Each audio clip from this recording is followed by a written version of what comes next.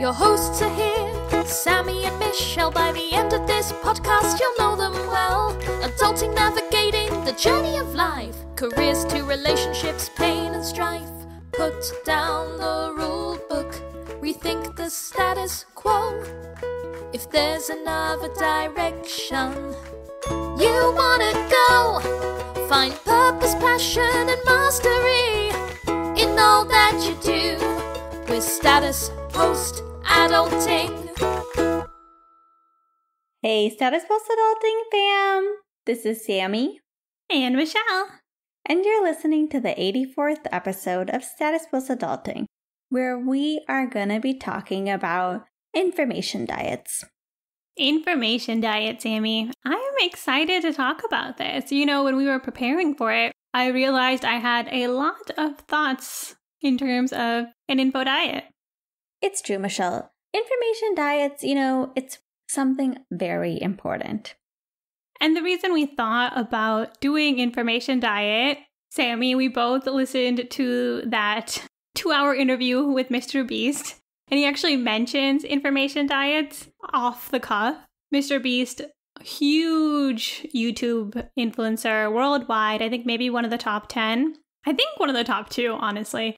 Anyway, the point is, we'll link to that if you want to spend 2 hours watching that YouTube video, because it is really interesting. But for him, he sleeps, literally dreams about how to make better YouTube videos, and he talks about how that's just part of his info diet. And it got me thinking, because to me, when I heard the term information diet, I was thinking of a diet in terms of your just generally what you consume. And I do think it's so important to be cognizant of what you're consuming every day, particularly in terms of what you're consuming in terms of like conversations, knowledge, anything that you're consuming with your brain. Exactly, Michelle. It actually also reminded me of Louise Hayes' book that we talked about last week, How to Heal Your Life. And she really emphasizes that whatever content you bring in, whatever you think, whatever is literally the subject of your brain will affect your life. And that's why it's so important that we don't have negative thoughts, that we're not letting negativity or toxic things into our lives constantly. And that's why an information diet is so important. So true, Sammie. And I also want to highlight, when we were doing research for this, it seems like Tim Ferriss may have coined the term, or at least mentioned the term information diet in 4-Hour Workweek. I do think this might be a little bit different because we're looking at the word diet differently. We're thinking about it as just in general your diet, like what you're consuming generally, versus he's thinking diet in terms of restricting, reducing. It plays a part of this, but it's not necessarily the same idea. Exactly, Michelle. We're not talking about a juice cleanse. We are talking about a lifestyle change here. We're not talking about a juice cleanse for the mind. I have done quite a few juice cleanses, so. Have you?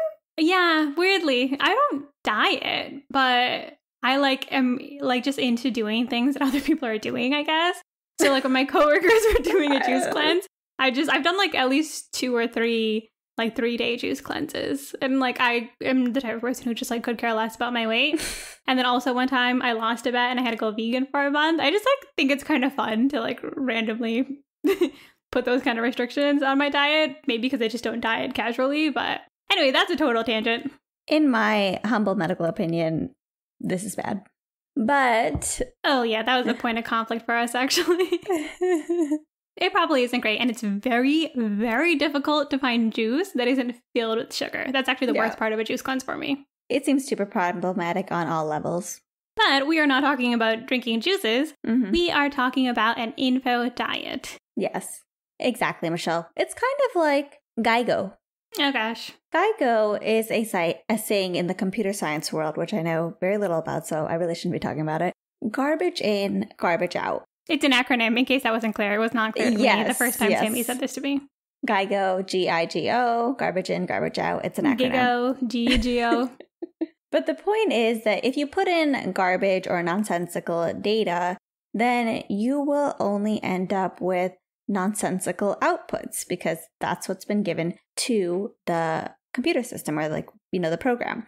The same thing happens with us, with our physical bodies. If we consume chips, Cheetos, trash all day, literally our physical form is made up of the foods and the nutrients that we give the physical form, so it will only be made up of crap. And the same thing is true for our mind body. It's made up of the content that we consume, which is exactly what we're talking about in this podcast today.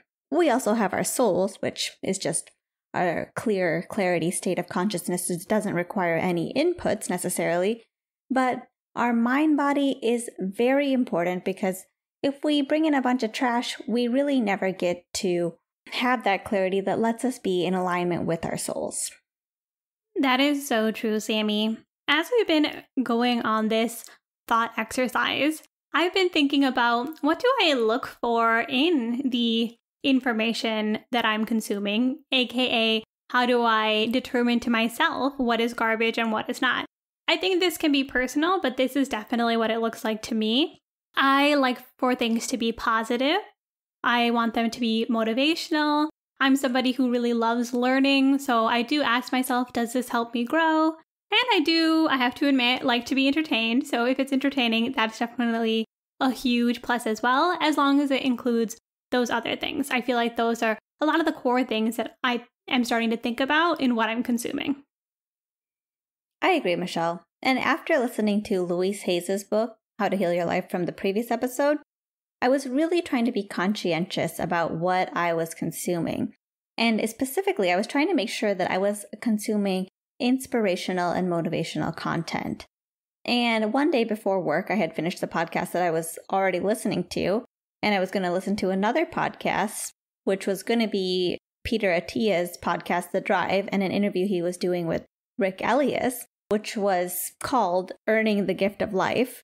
This man had actually survived a plane crash, and I was kind of like, I don't know if I want to listen to that right now. But then I remembered what Louise Hayes had said in her book, and I was like, you know what? I want to constantly be bringing in positive and inspirational content. And I listened to that episode. Changed my whole day. Wow. I was like, you know what? Life is short. We have to appreciate it. And it was just really inspirational. And I'm like, it really makes a difference what you listen to. Like, you can listen to negative things, which make you criticize or judge everything going on around you. And that can be super negative. Or you can bring in positivity and inspiration and appreciate the beautiful blessings that you have all around you. I love that example, Sammie, because I also think it's so interesting and important to think about the different vessels from which your information is coming. So in this example, you're listening to a podcast. I think podcasts, books, they're good, they're educational. They can be fluffy and they can be negative. Those type of podcasts and books exist in the world. Fluffy doesn't bother me so much as negative. But I do think those are such good resources if you're trying to think about, hey, what's a way that I can increase better information in my life? Podcast, books, educational things like that are so great. It's so true, Michelle. It's really interesting because I agree with you that podcasts what I love about them is that they can be so wholesome in their entertainment. And I think a lot of times these inputs, these vehicles that we have for getting information, a lot of times the toxicity of them can be directly correlated with how much advertising and marketing is going on those platforms. Like podcasts, we know they have a limited amount of advertising going on. Yes, they do have advertising, but it's certainly not the driving force of podcasts versus something like YouTube or Instagram or TikTok.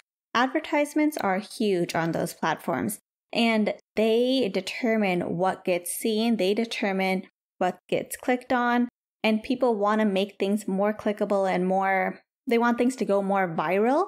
And for that reason, sometimes they'll post more enticing topics, but that can be really toxic or really negative just because they know that that's what attracts people initially. I agree, Sammie. Social media is so addictive. It's optimized for addiction because the goal is to keep you online as long as possible, with the end goal that you'll also engage with the product and earn the company more money, a lot of times through marketing.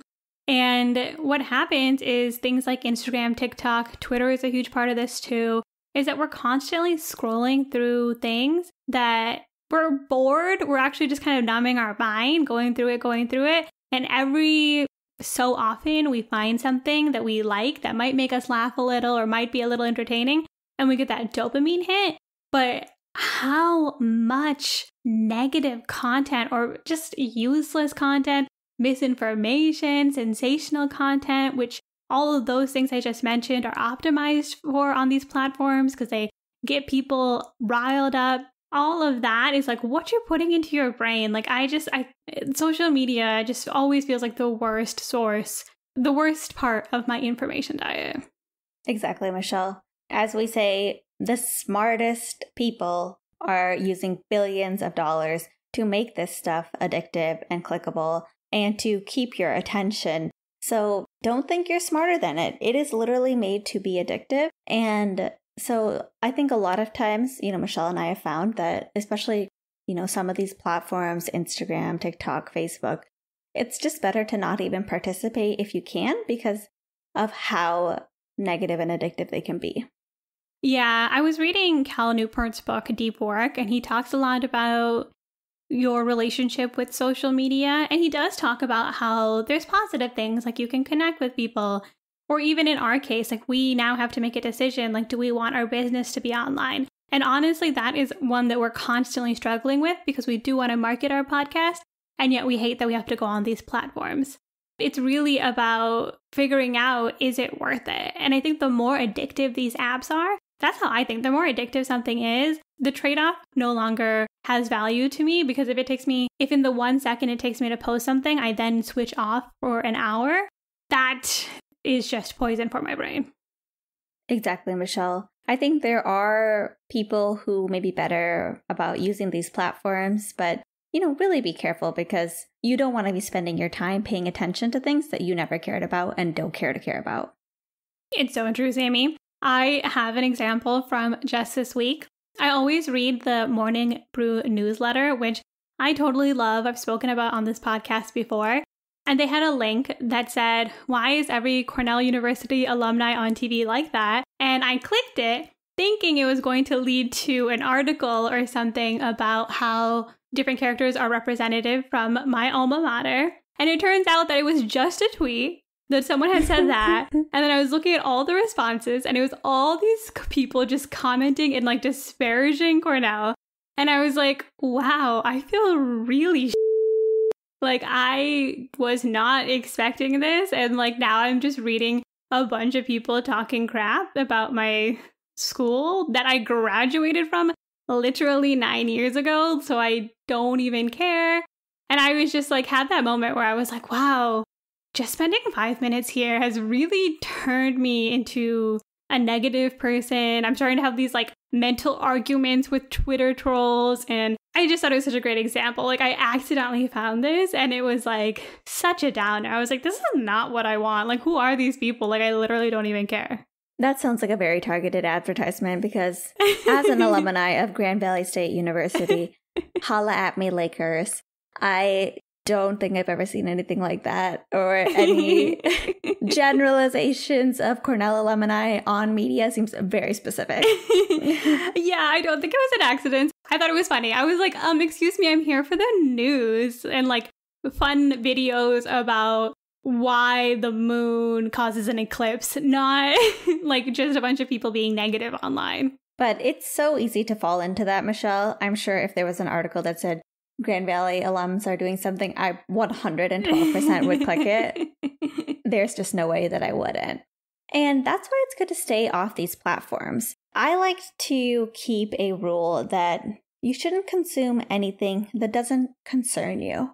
At the end of the day, you're trying to build your own knowledge bank. You're trying to get more in alignment with your true self, your soul contract, and you don't want to be bringing in all this information from other people about what they think is whatever, like whether it's good, bad, critical. You just don't want to be bringing in all that crap. And I think social media is one of the most dangerous platforms for this for 2 reasons. One, a lot of times we go on something like Instagram and we're seeing messages about what other people desire.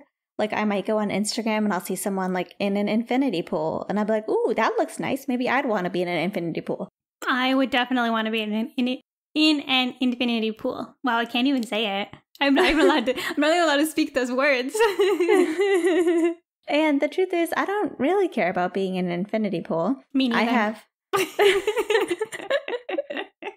I have a lot of things I want to do with my life, and I really don't want to waste time thinking that I need to be on my next vacation in a place that has an infinity pool.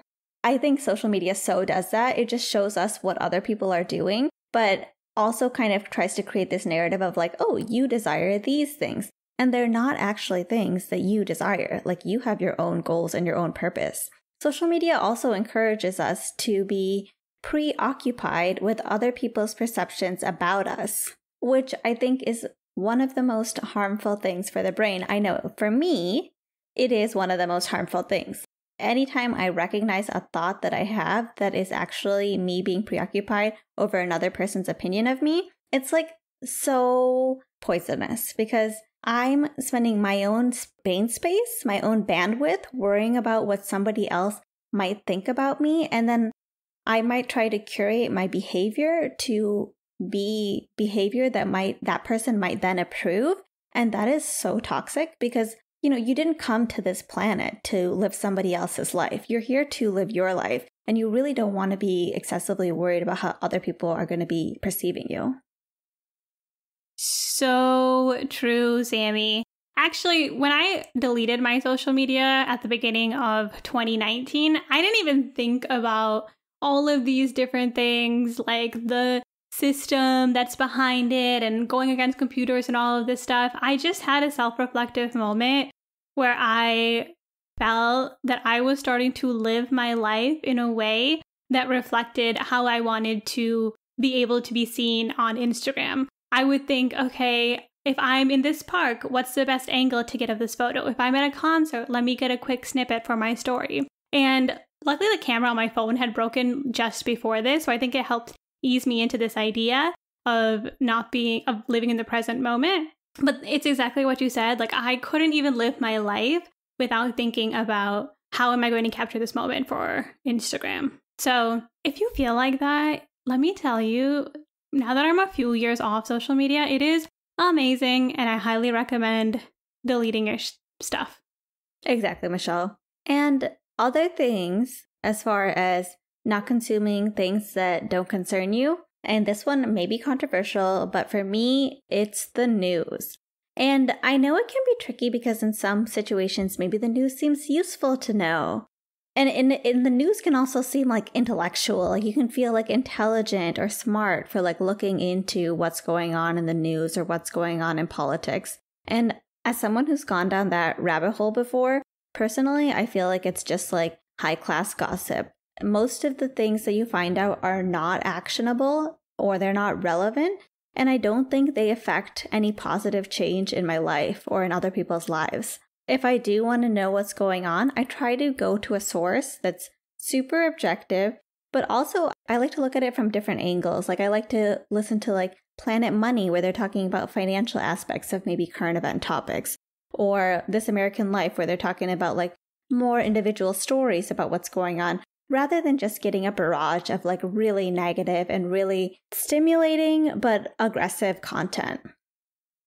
That's true, Sammie. I would say for me, my rule of thumb now with like getting information about, say, current events or what's going on in the world is more about where are sources that I can get this information from that are not sensationalized or that do not reward sensationalizing things, and also that are going to be held to a standard of like libel and slander. Those are my two big things, and I agree. I think there are ways to learn about these things if you're interested in it, or if you want to be more worldly, or you just have compassion towards some of these topics. Like, that's great. Getting a one square Instagram post about it, or having CNN on all day, every day to my parents. It's crazy how repetitive it is. Like, it's just there to try to get you in. It's not there to be helpful. Like, I'm sure they think that's their intent, but like, that's not really the end result. Yes, Michelle. Once again, people much smarter than us getting paid billions of dollars to help ensure that we keep our attention in those places. Exactly, Sammie. So only listen to podcasts and only listen to this podcast. And honestly, like, you'll be great. Honestly, we don't have ads, so... But we could at any point, so yeah. I don't want to promise anything. We're not anti-ads, okay? But if we get ads in the future and you need to fast forward through them, we understand. That's probably a good time to say that. But they'll also purchase whatever we're selling if we get credit for it. I don't know. If whatever we're selling resonates, please purchase it using the code that we leave. We will worry about selling our soul down the line. Speaking of selling your soul, another thing that I think is important to consider in the information diet is the humans, the people that you surround yourself with. This is something Sammie and I have talked about between ourselves, and it's really trying to move away from gossiping, from being really negative, from having people around you that put you down, including yourself, from people who are constantly criticizing. Hearing all of that stuff, I'm now starting to appreciate how much that actually wears on my self-confidence, on how I feel for the day. Like, I would so much rather just be around people who are positive. We can have meaningful conversation. We don't get bogged down by gossip. And gossip is like a huge Achilles heel for me. Like, I'm not above that at all. But I'm really trying to work on it because I just think it's like such a toxic space to be in. Exactly, Michelle. And those people are kind of training you to also look at the world with a critical eye. Then your brain becomes the type of brain that is looking out for that kind of thing. And you just don't want to participate in that at all. And I get it. Like, listen, I was a gossipy person or a critical person or judgmental person, and I'm still working on it. And obviously, if that's who you are, you know, you've had friends that are on that same plane. But sometimes when you change, you have to change the people around you too. And it's not because they're bad people or anything like that, but you just don't want to encourage that behavior in yourself either. Yes, Sammie, the 5 people you surround yourself with, check out our episode on that topic, is so important for that reason. And sometimes you've attracted people because you were that way and you need to refresh and see, hey, what are my values? Like, whatever it is to you, like, what are the things that I value and what do I want to see reflected in my friends? And try to either build that new relationship in your life or find people who align with that better. Because the people around you, I think, actually have such a huge impact on your information diet because that's where you're consuming so much. And I think I would say, at least for myself, that's where I value people's feedback and thoughts the most. Exactly, Michelle. The last thing I want to say to Sammie about the information diet is a case for consuming nothing. And when I say that, what I mean is being bored, sitting in silence, thinking, or journaling. We live in a society where we always have something, a phone, a laptop, something at our fingertips that we can just turn our brain off and go do that instead. A lot of times when people ask me, like, what do I do for fun if I'm not on social media or if I'm not really watching television? I'm like, I don't know, I listen to podcasts, I read books, and I think about existential dread, like such fun things that I'm doing. And the truth is that I really do actually appreciate having the time to think about things. We carry so much information in our brains and we don't take time to process it. And I don't think I realized how big of an impact that actually has. Like, I feel like I've had so many great enlightening moments just because I was able to stop, breathe, and think about the things, about all that stuff that I consumed. I agree, Michelle. I think a lot of people do the same thing with me. If I'm like, oh, I don't watch television and I'm not on social media, they're like, what do you do with your time? And the truth is, it's so hard to have time to be bored in 2022. And yet boredom is actually where a lot of creativity and inspiration and a lot of conclusions about your own life come in, is when you're having space and time to not be barraged with information. And I think that limiting how much is coming in and also allowing time to process what comes in is what actually leads us to a healthy mind space.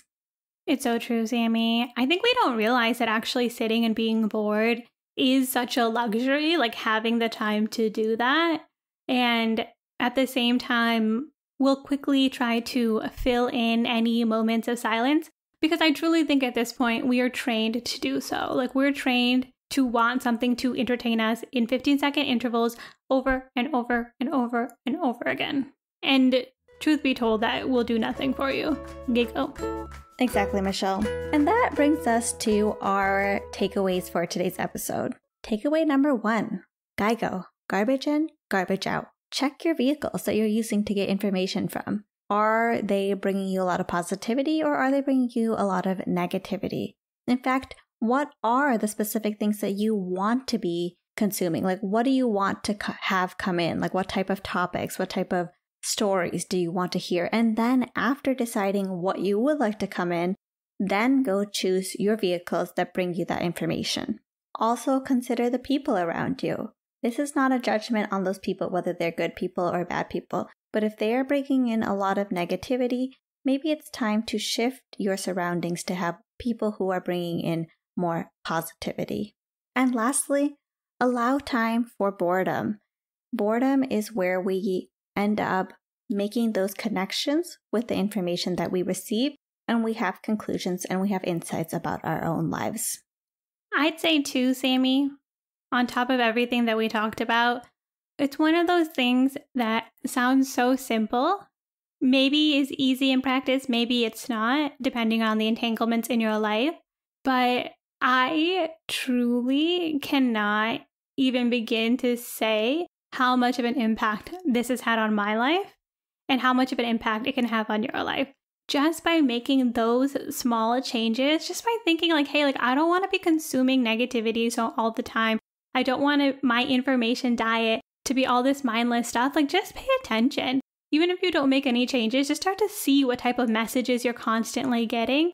And I really think you'll feel compelled to change if it doesn't align with your values, because you're just going to be like, wow, the music I listen to, the people I'm talking to, the books or the podcast or the Instagrams or the television, like all this is not good stuff. And what if I made small changes so that I can still do these things that I like, but now I'm focusing on a healthy information diet? Exactly, Michelle. Look at what you're bringing in and cut it out, because to be honest, me and Michelle have cut out both social media, and definitely we've cut out television, and it has made a huge and drastic change on our lives over the past maybe 3 to 4 years. It's been a little while now, so it does make a really big difference. Let us know too if there's anything that you think about on this topic that we haven't mentioned. We'd love to hear from you. If you're making any changes, we'd love to hear from you. Or if you think we are missing something, shoot us a DM, email us, or send us a text. And most importantly, be sure to join us next time as we put down the rule book and rethink the status quo.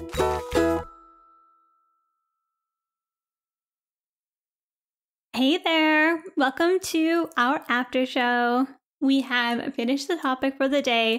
Hope you learned something about information diet.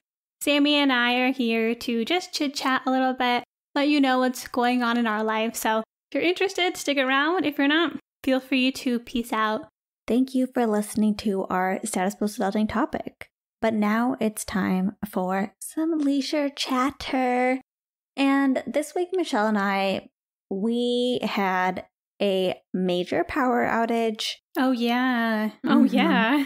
Right. No, for sure. Some of the local hotel owners invited me over for dinner. They're Indian. They're Indian. They saw I'm Indian. They're Indian. If you're Indian, you get it. If you know, you know. So I was over at their place and the power was kind of going out, but they had a generator. So I was like, okay, interesting. Meanwhile, I was sitting at home.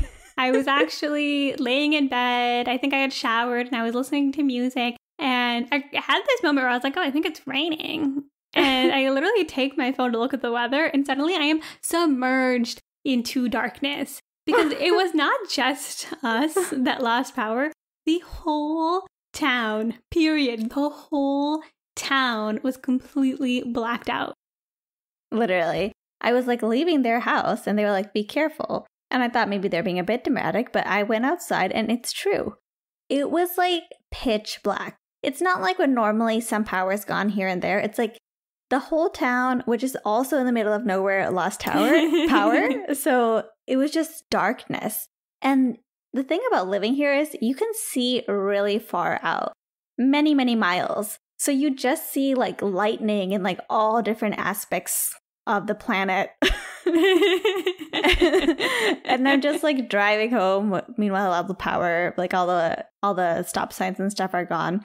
But it's just like I came home and it was literally like a camp experience because Michelle had like the candles on, and it just reminded me of like being at summer camp or like being in India, and like just that like extreme silence that you never hear anymore, combined with like Mugginess plus candles. And it's like never muggy here because it's the desert, but it was like a little bit muggy.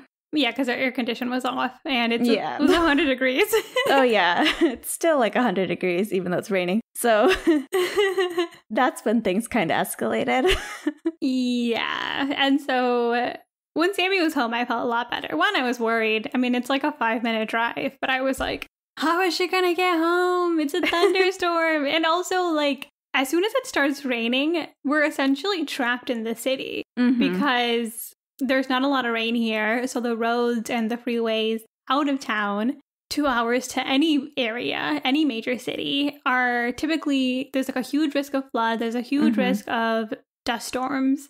And not that we were planning to leave, but... Yeah, literally, because there's these things called dips, which are just like these little, like... literally just dips on the road, and they almost seem unnecessary because it's the desert and it's like you could have flattened this, I guess, but like, wasn't it flat when you got here? Literally everything else is flat. But there's these dips, so the dips like quickly flood, so you just can't get out of town, so you're pretty much trapped. And the next day I actually had the day off, and I was like, well, let me go to Starbucks so that I can finish my work. And Starbucks had banned people from coming inside. Yeah, just so you know, if there's an apocalypse, Starbucks is like, we have our bunker, we have electricity, you are not allowed in here. You can go through the drive-thru and get your drink, but you will not be camped out at Starbucks in an apocalypse. Yeah, it's so rude. And that's our only coffee shop in town. Like, we don't have other options. There's literally not other options. But there was an option to go to the library, so Sammie and I did get to go to our local library for the first time. Very nice. We love libraries. Super nice. Big library fans here. Yes. And they had AC, they had a fan. I had to go back home and get a sweater. It was so cold in the library. And it was really funny because these two little kids came in and they were like the cutest. They were like little dorky kids. And this one kid was like, is this free? And the librarian's like, yes. And then his sister comes, he's just like, everything in here is free. I was like, I feel that way at the library too. So true, child. So true. I know. They were so cute. They were funny. This kid was like whispering loudly. He was like, Mom, do I have to be quiet here? And she was like, maybe you should ask the librarian. He's like, Miss. Do I have to be quiet? And she's like, ask her name. And he's like, Miss, what's your name? My name is Mr. Charles Smith, and I am blah, blah, blah, blah, blah. It was so funny. He was just like going on, and he's like screaming, whispering. So yeah, you know, we gotta dabble with the people. Yes. So in case you're wondering, Starbucks, they don't have your back. They're a corporate company, and they will ban you from coming inside.